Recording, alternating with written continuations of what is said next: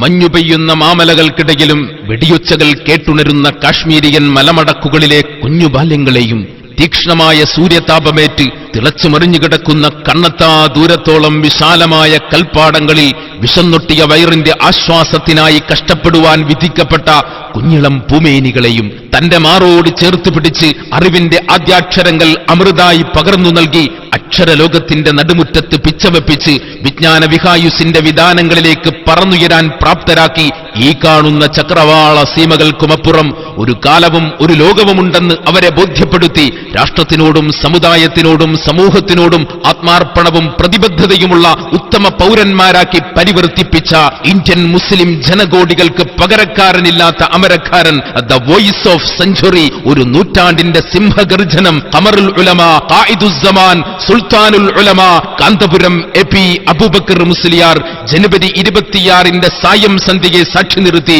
ചരിത്രം ഉമ്മ വെച്ചുറങ്ങുന്ന കായംകുളത്തിന്റെ മണ്ണിൽ 10,000-ങ്ങളെ അഭിസംബോധന ചെയ്യുന്നു.